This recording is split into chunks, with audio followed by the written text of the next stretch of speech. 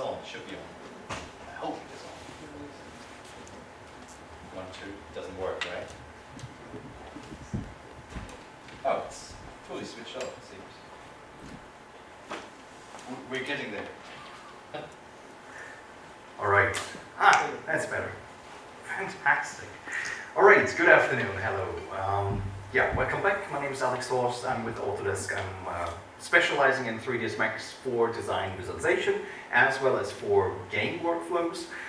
Today it's all coming together a little bit. I did a 3ds Max session in the morning about entertainment workflows. Today, right now, I'm doing the design animation, and later on we'll see basically both worlds come together with Stingray as a game engine and how to get data from Revit and 3ds Max over into Stingray for VR workflows. That's the third talk after this one. So first of all, who has been in the morning session? At 12 it was, I believe. Quite a few. All right, that's perfect. And who's using 3ds Max 2017 already? Phew. Okay, 2016, I'm doing the same countdown thing. 2015? Okay, and before 2015? No. All right. Cool. Good to see. Good to hear. I will have another customer project provided by Michael Feuerwood from Germany. He's done renderings for Mesh, who are providing office seatings. He's usually doing them with V-Ray and 3ds Max. He recently introduced also a Corona workflow into his works. So from the people in here, who's rendering with V-Ray? All right, Corona. Mentoring? iRay? All right, any other render I didn't mention right now? Okay, interesting. Cool. So yeah, that's basically what we see. V-Ray is the standard renderer, not only in visual effects, not only in design viz, but also in visual effects. Corona is something that people are more and more looking towards too, because it's a little bit more simplified. V-Ray has grown over the last years, and because it's not only solely solving the purpose of doing design visualization, but also a lot of games and visual effects workflows, it also got more and more complex. And you saw in V-Ray that with the introduction of template systems in the past year, they tried to countermeasure that a little bit, making it a little bit simpler for a lot of users out there. For 3ds Max 2017, I do have, once again, a little bit of PowerPoint and live presentation. I'm going to hop into 3ds Max any moment, but I also have a few slides here that, opposed to the morning session, are there to give you some background information about why certain stuff in terms of development has been done the way it has been done, or, so to speak, what you can expect from the future and that kind of stuff, right? And this can be in discussion as well. If you have questions in between, please feel free to get through and ask. This is just to point out that we have released the first extension for 3ds Max 1.5 days ago on Tuesday night, featuring stuff like blended box mapping, which should be very interesting for a lot of people who are doing render workflows, as well as a data channel modifier, a little bit more technical approach to do automated modeling and animation. There is Arnold, slowly but surely coming for 3ds Max, which is fantastic. Arnold is very memory efficient, CPU-based renderer. It's currently predominantly available for Houdini, Maya, Cinema 4D, and they have been able to introduce it as a beta version to 3ds Max back in August, and now there's a new version for Arnold for free to download, watermarked still at this point, so it's not officially part of the package. Hopefully it will be in the future, so we'll see where that goes. But there's a reason why we were able to integrate Arnold so quickly into 3ds Max, and that's some of the future slides for you. All right. I've been quickly talking about user requested features this morning. This is the website 3dsmaxfeedback.autodesk.com. This is where users can log in and suggest small or bigger features, and other users can vote for them and say, oh, that's a good idea, I want to have that inside of 3ds Max. And those votes are being returned as soon as those functionalities have been integrated into 3ds Max. So in 3ds Max 2017, they've been able to give back almost 2,000 user votes to the community, and they could spend those votes on other topics, or register with a second email address and get another.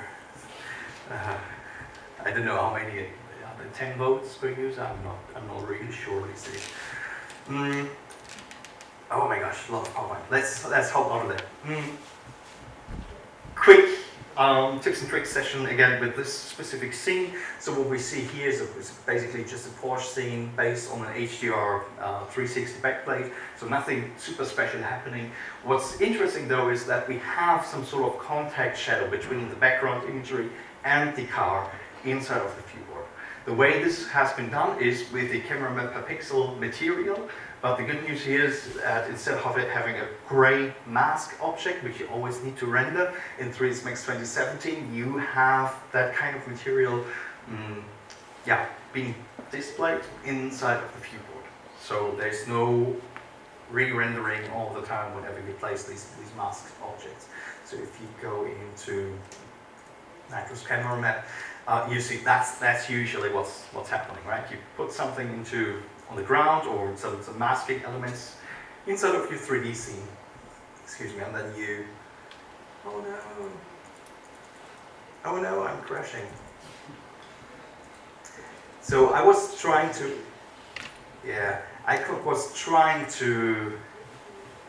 get away without any crashes, and what's happening here is actually, you can see my mouse doesn't work anymore. So without further ado, I'm going to reboot the machine.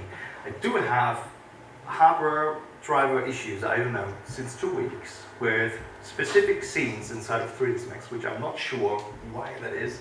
I reinstalled everything just 2 days ago and it worked, and then yesterday I had the same freezing error again. Don't know why, hopefully it won't happen again, so just restarting the machine quickly. Really weird.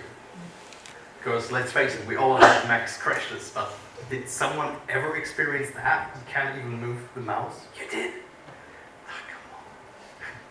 With Max 2017, which is the same we talked about? Ah, interesting. So in our support, they are really up to reproducing those kind of bugs. And we just released the 3rd service pack of 3ds Max 2017 a month ago. And there were a lot of different areas where they are improving it. But this seems not to be reproducible. It's kind of maybe system bound. We will have to double check what kind of system spec you are having. I know the graphic board, but that's it. Not sure. I know what causes it. It's because you've got Maya installed. It's Maya crashing. That can be. It's probably true.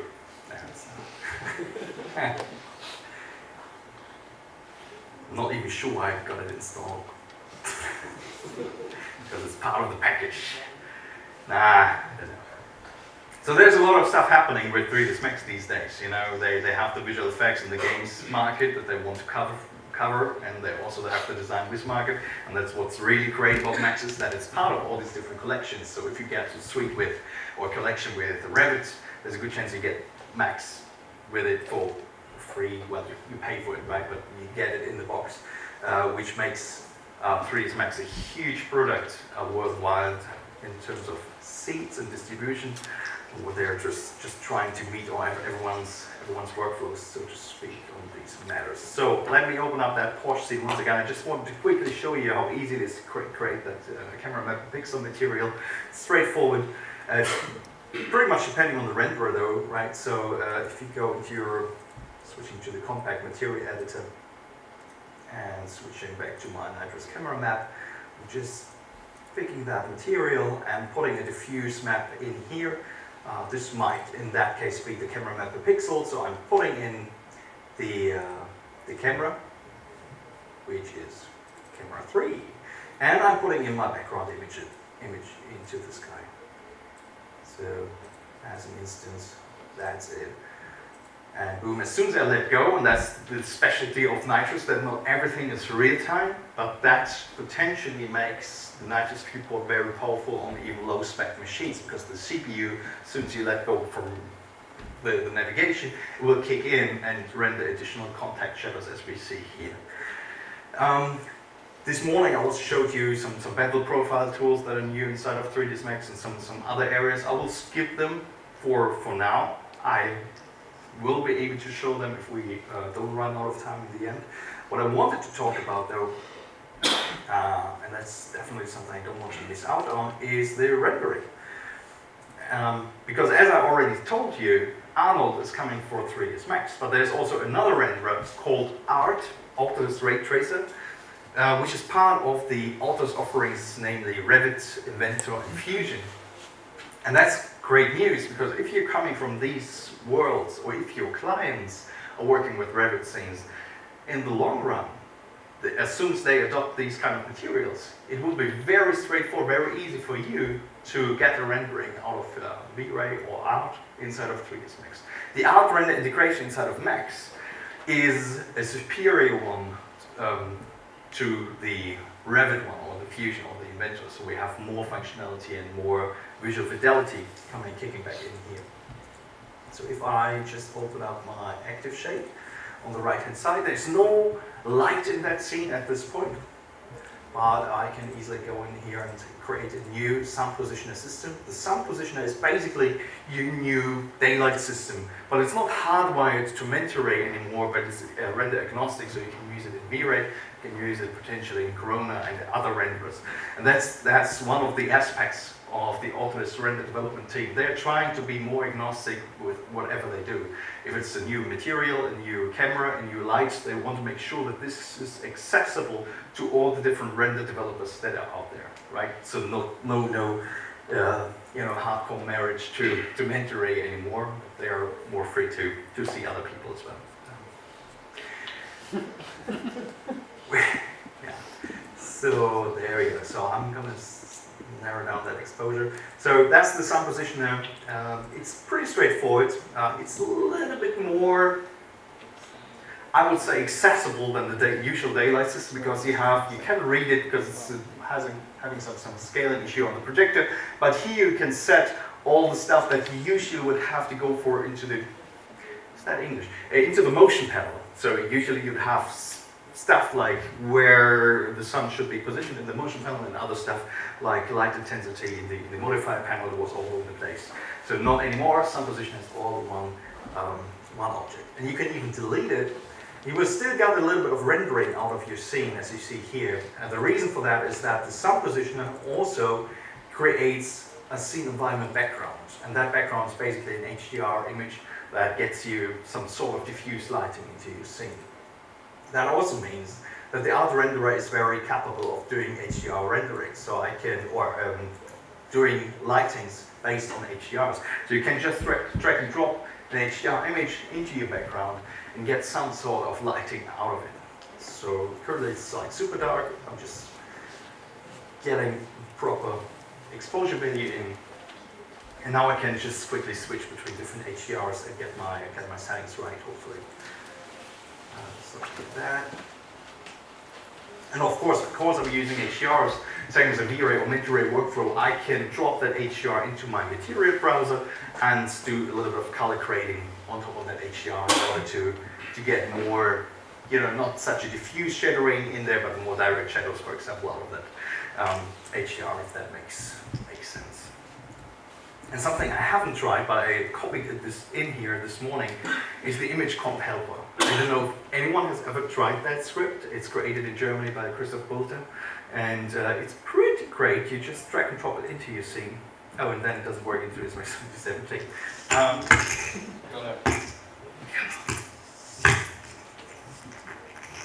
Excuse me.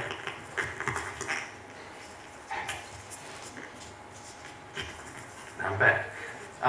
Usually what it does, and you should give it a try in 2016, again, I have to talk to it.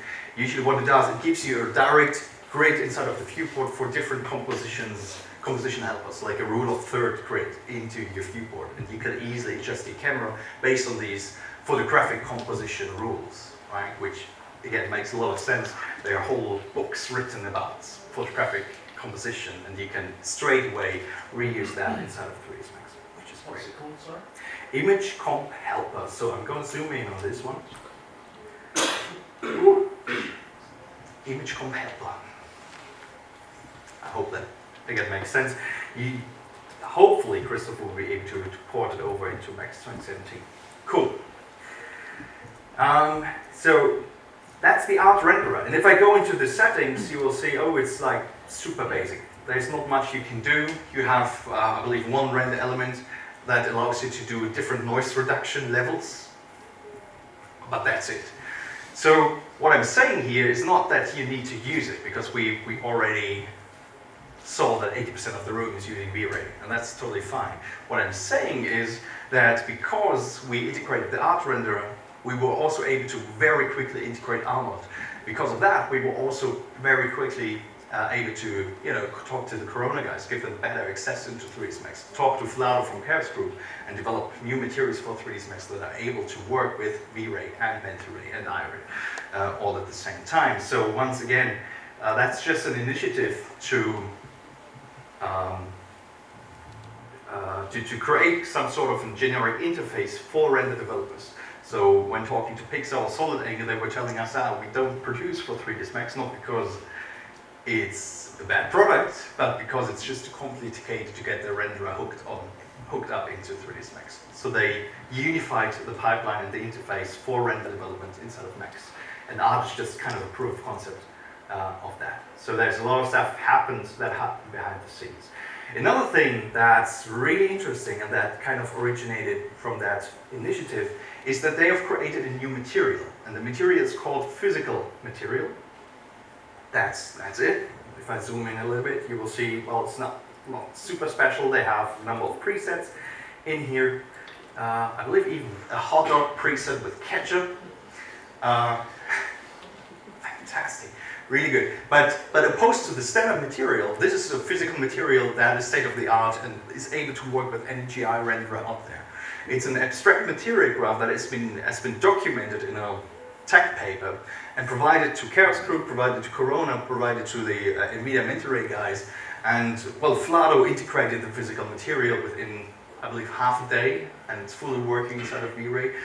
Zap Anderson, who is working at Autodesk, who created a lot of the Mentoray shaders inside of 3ds Max originally. He is developing this in cooperation with people like Vlado. So it's again another result of not having the development team in a dark chamber and just creating something, but they have been reaching out to other people. So you should have the same result with physical material in V-Ray as you would have in the alpha version of Arnold inside of 3ds Max, or in the version of the art renderer. So if I just create the chair leather material, for example, go down with the base color a little bit, I can quickly see what's happening. The active shade has also been rewritten over the last years, so it's way more capable and faster to access it by other renderers. And just non-destructive, so you can change a lot of things while still seeing what's happening, no matter if that's GPU rendering or CPU rendering on that side. Right? I can just drag and drop stuff over.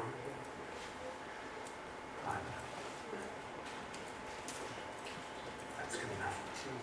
All right, so let me close that active shade for now and switch over to another scene, because also what's really cool, that's not rendering, but that's about a tool called Scene Explorer. No, Asset Browser, excuse me. You can install it by going into the Help menu, Exchange Apps, and this gets you to the 3ds Max Exchange store, where you can download the asset library for free. It's an external tool that allows you to browse for 3ds Max files and textures and FBX files, 3D resources, so to speak, and drag and drop them over into your scene. And the great news is that it also doesn't eat up any 3ds Max licenses, right? So you can install it on any machine in your studio, and no matter what, you will be able to click on, these are all JPEGs. You can click on these Max files and see the statistics of the Max files, see when they were created, with which renderer they were created, what number of phases is in there, etc. Right? And you can point it to all sorts of different locations. So if I have, I don't know, location on my desktop, C, design, I don't know, import. I can just drag and drop that in, and it will be in here as well. Now I can create new collections which are down here, and the collections can be used to collect different furnitures or props from your network folder, your local storage, your internet, your website, and just have them all together in one location or in one collection, so to speak. And everything, all these collections can be exported and reused on different asset libraries on different machines. So what you can do then is you have different import options. So you can just import, X-reference, object paint with it, or replace.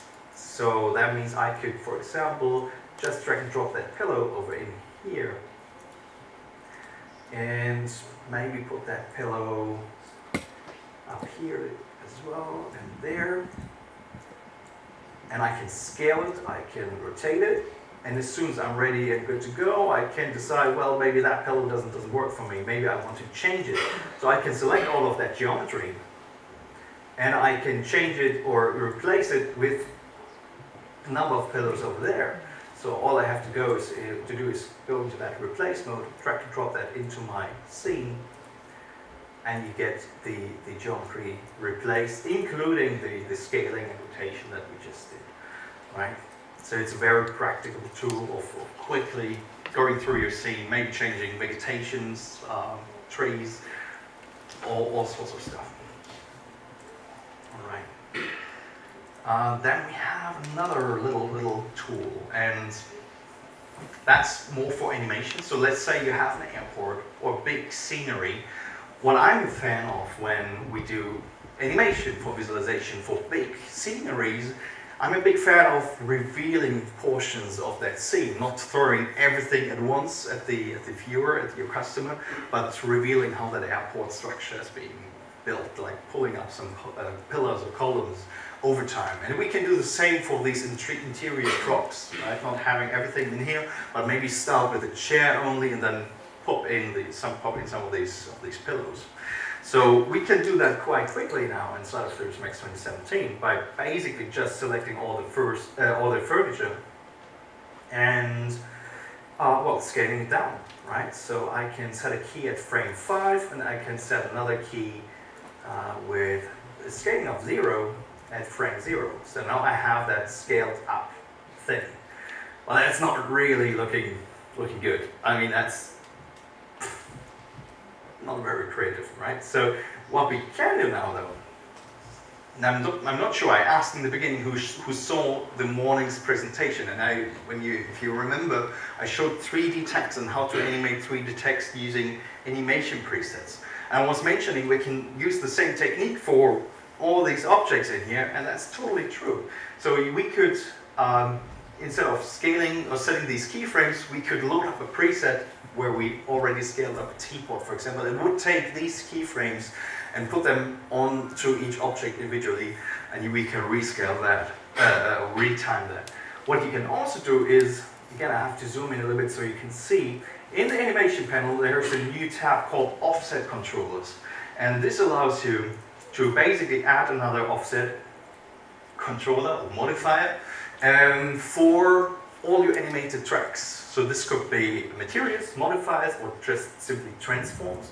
So here I'm just adding all my transformation keys to the scene. And now if I go in, and I probably also want to change the camera, you will see that stuff is happening. So it's already scaling up a little bit differently. But what's really great is you can set an order by distance, just as an example. So I can pick the pillow to the right hand side and normalize the order, and now I have an effect where everything scales up over time. And once again, you can set the length for that, so how long the animation should be. Right? Because it's fully non-destructive and interactive, so you can just fiddle around with those modifiers with the animation offset basically on the right hand side and get the rendering right for your camera animation. And you can put maybe a flex modifier on top, so if you blow up the pillow or scale up the pillow, it will wobble a little bit or something like that. So making it more and more interesting. All right, that's that. Very good.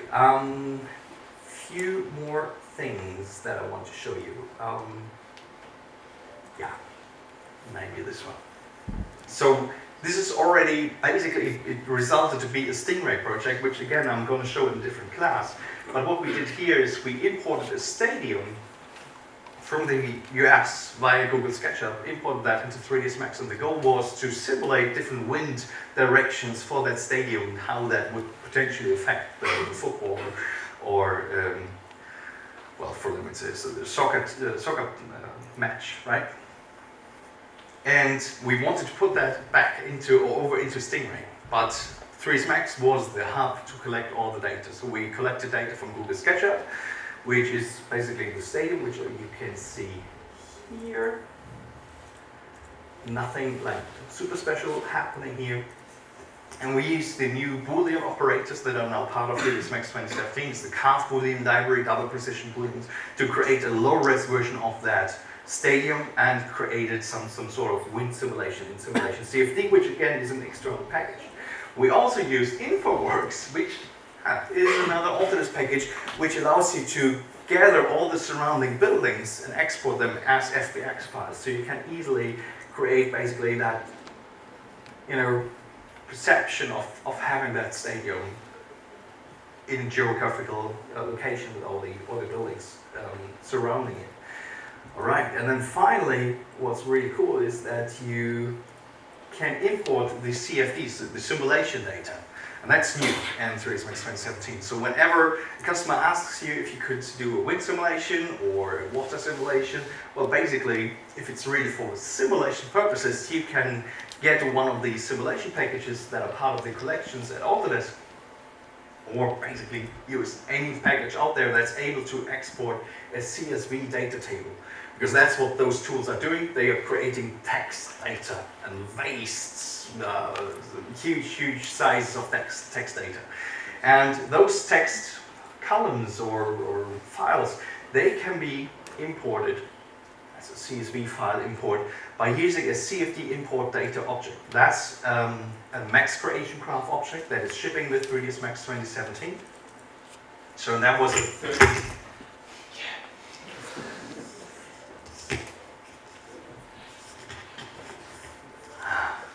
I probably need to put that in my pocket. Okay, much better. That was a 30 megabyte CSV file, so just plain text of 30 megabyte. And it's represented inside of 3ds Max as soon as you import as a point cloud model, so you really don't know what kind of data is behind that. So that's basically not what we want to visualize, right? So we can display this one as a box, but the data already is part of 3ds Max of the project. What you can do next is you can go into a new object that is called CFD spline paths, and this is creating splines based on your point cloud data. So you can say, okay, I want to have, for example, if I rotate, let me see, there it is. Here I have a poly object with a few vertices, and I want to take every of these vertices to spawn a spline, basically like a wind stream across my stadium. So I'm clicking on my spline paths, getting this as a source, and also getting the data attached to that spline path object, and this allows you to automatically create this output, right? So now we can move that around, and those wind tunnel, wind streams will automatically adjust themselves based on that CSV data table. You can go even further. Basically, you can create a shader that allows you to, if I select that correctly, that allows you to animate across those wind tubes. Because all what was there is basically a spline that was turned into being a renderable spline, and we could create a shader that allows us to move the UV coordinates along that spline, same as you would create a road, basically, right? So That's the same system. And you can tweak it even further by making those arrows using the vertex colors. And because in the CSV, CFD world, in the simulation world, you have access to temperature, to pressure, to speed of the wind.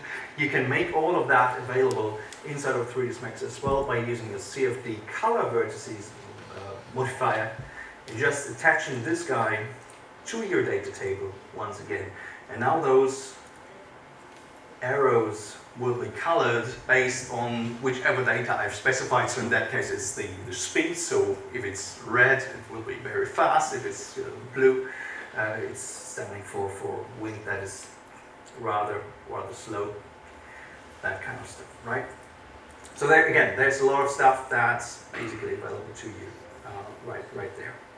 So if I go back into that little PowerPoint, just want to underline some of the changes that we've done and potentially also quickly show you once again that data channel modifier and the blended box map. But yeah, this is pretty cool. So when you first start 3ds Max 2017, you have new options up here that allow you to more in detail basically create per viewport presets and different quality previews of your viewport. There's a high quality preview, there's a standard preview, and there's also a performance override that gets rid of all the textures inside of your scene, just displays a gray, sped up DirectX material, a very basic DirectX material. And you can go very far by just adjusting these per viewport settings. And they also have some specialties, right? So the performance override is one, but there's also a second one which is called the UV checker map override. So that's the performance one.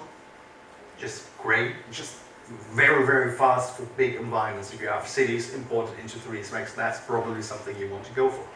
But the UV checker map override is very interesting because it shows the UV coordinates for your whole scene. And as you can see probably in the background, there's something that's overly stretched. That's this one. And you wouldn't necessarily notice if that's just a gray, wall, that there's no structure in there as long as you do your preview renderings. If you do your preview renderings at 1K, it looks alright. But as soon as you go for 8K, for production, for print, well, you will see that you just wasted 3 hours of render time because the UV map was not as it should be. So this is just some of the analytics that are part of 3ds Max 2017 with that override that are accessible to you now. Also viewport performance, even though we do have, I had some chats today that where 3ds Max didn't perform the way it should have performed. We do have performance enhancements on paper, and we tested it on different machines. Basically, it's, so to speak, it's the fastest 3ds Max since 5 years, I believe. This is 3ds Max 2016 over 2017. So we are running that multi-block at 3 frames per second. And now we are in Max 2017 running at 8 frames per second. It's 8 frames per second, it's still not super fast, but compared to 3 frames, it's a huge improvement. What's next is also sub-performance improvements. So if you want to model inside of 3ds Max with high-res geometry, Max 2016, this would drastically slow down your performance, right? So this is down to 11 frames per second if you select all the vertices of that HUD. Also, if you want to do soft selections, it would be down to 9 frames per second. And it also is very non-interactive. So whenever we change the soft selection values, it will just pop in after a second or two of calculations. So now in 2017, you can basically directly select your stuff. You are up at 58, 60 frames per second opposed to 11, and soft selection can be just dialed in, dialed down to your liking, and it's still at 60 frames per second with that soft selection going. So these are the things that happen under the hood without no marketing PDF paper really talks about that, but this is crucial for design visualization workflow because, well, speed and stability is two of the core pillars of that kind of visualization. This is the UV unwrap mapping modifier that's ridiculously slow in 2016 and below. just because the UV unwrap hasn't been sped up or accelerated by GPU, but it is now in 2017. So you can, I don't know if that shows off nicely, but at least you can play around with the UV unwrap a little faster. Something I didn't explain, but I believe it's worth mentioning, is the renovation process of the user interface. So they have redesigned all the icons, but they're still at the same position. So a lot of people have the muscle memory of just going up there, and just click there. I have people at Epic Games who are talking to me when talking about their 3ds Max workflows, and as they do, they do their hand movements to show some of the keyboard shortcuts about the tools they're talking about. And I come to Edit Poly and I do this, and it's really amazing how much time each and every one in this room has been spent in front of these kind of tools and software. So we don't want to mess around too much with these existing workflows, but having those icons now vectorized means that they are scalable. So if you're working on a 2.5K or 4K screen resolution, which you might not be now, but you might be in a year from now, those icons used to get very, very tiny. Anyone else tried in a 4K resolution or Retina display? If you're running Bootcamp on your MacBook, it's horrible. And now it's scaling up and down accordingly to the Windows text scale settings. What's also very important is that all of this is now Qt. So this is rendered by Qt. The user interface is the same framework as it's being used in Maya or Modo or other tools. And this is scalable as well, right? So depending on your resolution, you can do a lot of things with Qt and automated processes for user interface design. So that's pretty cool. Finally, so we talked a little bit about the rendering, obviously. I'm skipping through parts of these slides, as you can see. So this is just a bit of a wrap up. If you want to read up on this PowerPoint, it's an 80-page PowerPoint. I can upload it at some point. Maybe we can attach it to those recordings that will be sent around by Blue. But I don't want to, bore you too much with all the details, because not everything is relevant to everyone. So there we go. The text plus, though, just quickly, because that's something I showed this morning. It's just good to know that this is there, right? So that you have a working 3D text object inside of 3ds Max, which you can modify to your liking, that you can animate, and that you can just do a whole lot of things with. This morning I also showed how you convert 2D splines and 2D text or 3D text into 2D maps. So you can use it right away in your renderer, depending, we're totally render agnostic, so no matter if you're using V-Ray or Mentoray or stuff, this should just work out of the box. Cool. Yeah, that's the mapping part. Here we're using a 3D text to 2D map as a displacement, and create a max island basically by doing so. Alright. Cool. Skipping through another section. Max creation graph. Oh yes. So these are just some videos of users who have been creating Max creation graph tools and making them available for free on the Facebook group, the MCG Facebook group, as well as on scriptspot.com. Some of them are downloadable for free on the area, which is the Autodesk user forum for 3ds Max and Maya. So you can access a whole lot of these MCG tools for free. That's what I'm telling you, point one. Point two is you can, as soon as you download them, they are open. So you can open them up inside of MCG, the Max Creation Graph editor, and redesign them, which is not necessarily what everyone wants to do.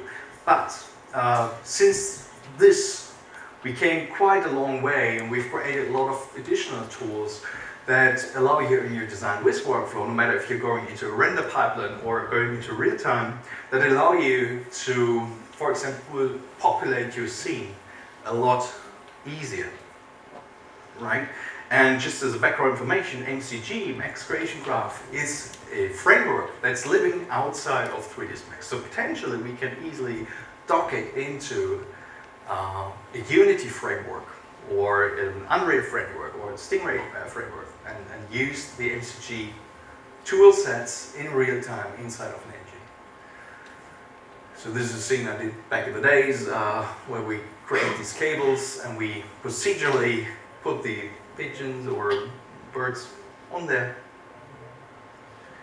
which is pretty great, and we can easily populate those power poles inside our scene as well. You know, there's a whole lot of stuff happening at the moment. Unfortunately, because we are recording this, I can't show the next step of this video. It's the question, can we pause in between? Could we? Okay, that's amazing. Fantastic. So sorry, but bummer for some of you, but for a few it might be that this is just a message that this is possible. That's really, really cool. All right. And then finally, this is just mentioning a few of the extra tools. Already almost over the time. This is something my colleague already mentioned, the Creative Market that is available. You can access Creative Market from within 3ds Max and basically browse your assets and purchase assets. But what's cool about Creative Market is, besides that it's a platform where you can download stuff, you can also create your own marketplace and sell your props on there. It's a curated environment, so we have people at Autodesk in San Francisco who look at each and every one of these textures and models and see if they are really good, like good. So you're not able to sell this table with just 4 boxes or something like that, right? So it has to be modeled, but you can use that as a platform to spread the word and also, you know, get additional marks out of your props. The asset library we already saw also has access to the Creative Market, but this is something that might be interesting. Anyone's doing 3D printing? Okay, you might look at this technology at some point. What's really helping with it, I found, is no matter which 3D printer you're using, you can download the so-called Print Studio for free at Autodesk, and you can send over, with a single click, send over 3ds Max data into Print Studio and have it prepared for MakerBot or for Ember or whatever printer you're using, which is really great and straightforward. And here are some research. It's not like super special, but maybe we can pause it so I'll be able to present next year. So sorry. Are there any questions on the stuff we saw? If anyone wants to grab my business card, I have a few up here. I have more in the expo area. This is my email address. Thank you so much for your time. I hope that was something interesting for you. I hope that you have a good expo afternoon. Thank you very much.